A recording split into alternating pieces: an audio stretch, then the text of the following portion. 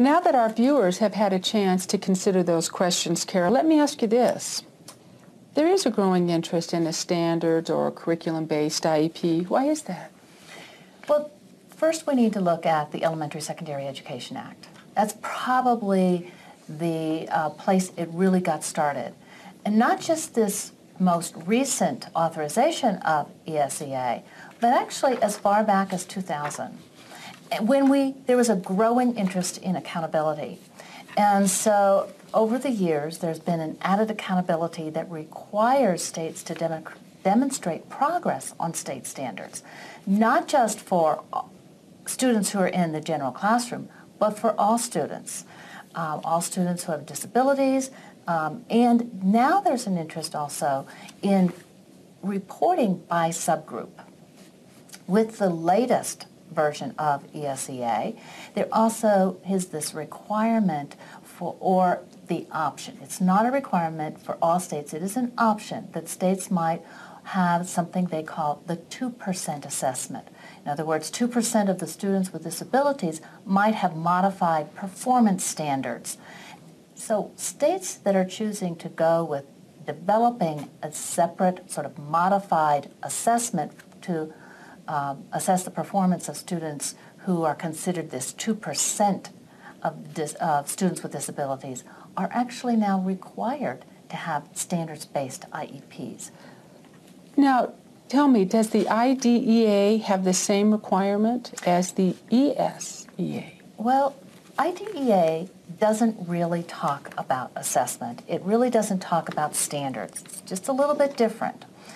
In IDEA, the language that we would refer to is this little quote that says that the IEP must meet the child's needs to enable the child to be involved in and make progress in the general education curriculum.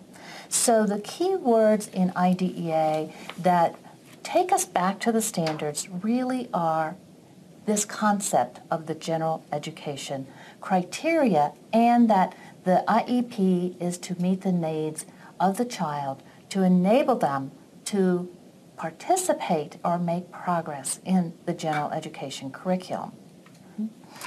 IDEA intersects a little bit with ESEA in that both talk about successful educational outcomes for all students, or IDEA, of course, talks about successful outcomes for students with disabilities, whereas ESEA includes all, but that's the intersection. The statewide assessment accountability is for all students, while IDEA specifically deals with disabilities. ESEA includes students with disabilities.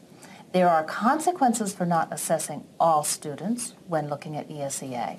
And then this concept of access to the general curriculum is really, really important, because one of the purposes for this emphasis on the accountability is the desire to close the achievement gap. In other words, when we look at the achievement of students with disabilities, or even achievement of students who are English language performers, we see a gap between what we see as the achievement that we see for students who do not have disabilities and a much lower level of achievement for students with disabilities.